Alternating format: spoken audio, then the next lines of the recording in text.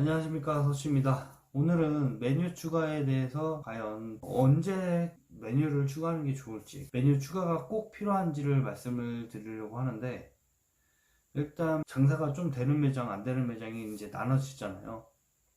흔히 말하는 10명이 차리면 2군데는 살아남고 8군데는 망하고, 그 2군데는 메뉴 추가를 해도 별 문제가 없겠죠. 왜냐? 장사가 어느 정도 되는 시점에서 새로운 메뉴를 갖다 껴놨어요.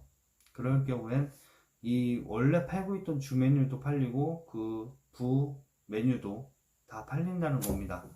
그런데 이 팔을 가지고 있는 매장, 망해가는 매장이 살아보려고 메뉴 추가를 했습니다. 그런데 메뉴 추가를 하기 전에 이미 주 메뉴도 간당간당합니다. 자, 이 주 메뉴는 삼겹살로 치면 삼겹살이 뭐 보관을 잘 하시면 14일, 15일 이 정도까지도 보관을 해서 판매를 할 수 있는데, 근데 그거보다 더 처져서 뭐 16일, 17일 이렇게까지 상태가 나빠지도록 보관이 된다는 거죠. 그럴 경우 이 진공을 풀어놓은 상태에서 보관을 오래 하다 보면 고기 상태가 당연히 나빠질 수밖에 없기 때문에 그 다음 손님은 좋은 고기를 드실 수가 없겠죠. 결국엔 내가 장사를 하는데 좋은 퀄리티의 고기를 제공을 해야 되는데, 내가 장사가 안 돼서 버릴 수는 없어서 그걸 안고 손님에게 줘버린다는 거죠.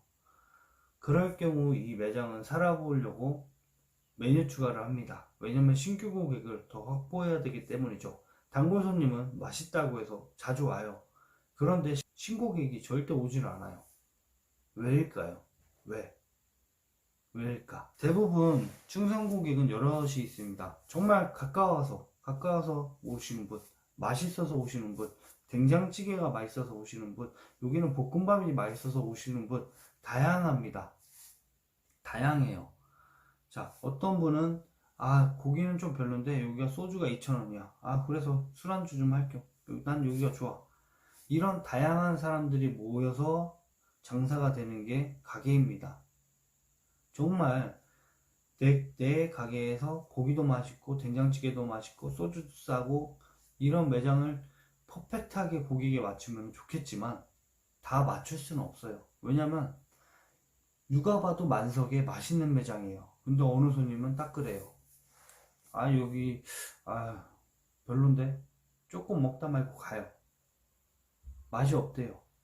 그런데 사장 입장에서는 더 이해할 수가 없는 거예요. 왜냐?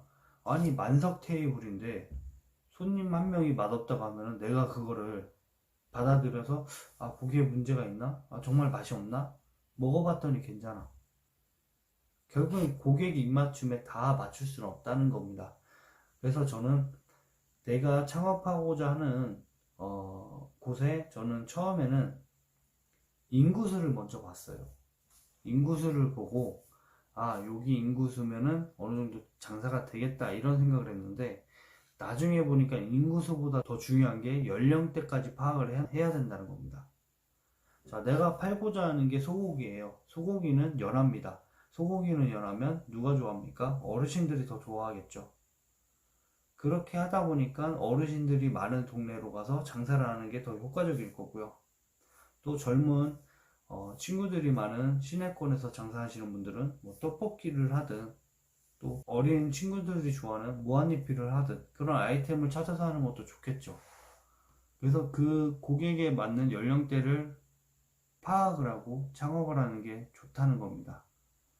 그렇게 파악을 해서 장사가 잘 되면 좋겠지만 안 되다 보니까 메뉴 추가를 하는 건데, 이 메뉴 추가에 있어서 정말 소고기집에서 돼지고기를 원한다고 돼지고기를 갖다 줄 수는 없는 노릇입니다. 왜냐? 팔 수는 있는데 어떤 사장님이 저에게 이걸 얘기해 줬어요. 사장님은 장사도 잘 되는데 왜 요건 안 팔아요? 이렇게 말을 했더니, 그러면 원래 있던 주 메뉴에 가지고 있던 그 브랜드 가치 그리고 이미지가 그것도 깎아 내려간다. 그래서 난 요것만 판다. 차라리 할 거면 다른 매장을 더 차려서 그걸 하겠다. 결국에는 내가 장사가 잘 되고 하시는 매장들 보시면은 메뉴가 참 단초롭습니다. 와, 이렇게 판다고? 먹어보니까 나는 또 아닌데, 난 이 맛이 아닌데, 결국엔 손님에게는 다 맞출 수 없기 때문에 그런 메뉴가 적은 매장으로 운영하시는 분들은 또 입맛에 안 맞는 분들은 금방 또 탈락하게 됩니다. 안 오시죠. 근데 메뉴가 좀 다양하고 하시는 분들은 나 이 메뉴가 맞는데, 난 이 메뉴가 맞는데, 이렇게 해서 단골 확보도 하긴 합니다. 그런데 롱런을 가기 위해서는 어느 정도 매상에 메뉴가 필요하다는 겁니다. 자, 매상은 나오지 않는데 메뉴만 계속 늘어나요. 왜냐면 손님은 이거 찾아, 내 단골은 이걸 찾아, 이쪽 단골은 이걸 찾아. 결국에는 단골에 의한 맛집이 되는 거지, 신규 고객과 그리고 다른 단골 확보를 할 수 있는 고객들은 다 떠나갑니다.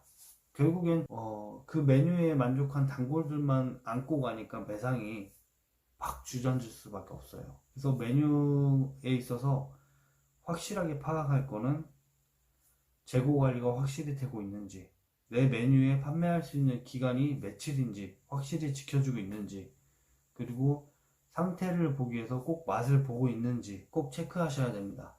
저는 잘 되시는 매장의 사장님들에게 메뉴 추가에 있어서 부담스럽지 않게만 출시하는 건 좋다고 합니다. 그런데 장사가 안 되시는 사장님들이 대부분 메뉴 출시를 하려고 해요. 장사가 잘 되시는 사장님들은 줄이려면 줄이려고 했지 더 늘릴 생각을 안 하세요. 왜냐? 하루하루가 바쁘거든요. 힘이 드니까 늘릴 생각을 못하고, 장사가 안 되는 매장은 힘이 안 들겠죠. 왜냐면 일할 거리가 없으니까. 손님이 와야 일할 거리가 생기는데 손님이 안 오다 보니 일할 거리가 안 생겨요. 그러다 보니까 두뇌만 가동시키는 거죠. 그래서 메뉴 추가는 저는 메뉴 판매되는 금액에 맞춰서 새롭게 메뉴 개발을 하시는 게 좋다고 저는 보고 있습니다. 그리고 단골에 맞춘 메뉴는 빼시는 게 좋아요. 여러 명이 찾는 거면 괜찮은데 뜨문 찾으시는 단골을 위해서 메뉴를 갖다 놓고서 판매하는 경우엔 그거는 신규 고객을 더 확보를 못하는 방법이기 때문에 저는 매상에 따른 메뉴 개발이 이루어져야 된다고 보고 있습니다. 결론을 내리자면 매상에 따른 메뉴를 개발을 해야 된다.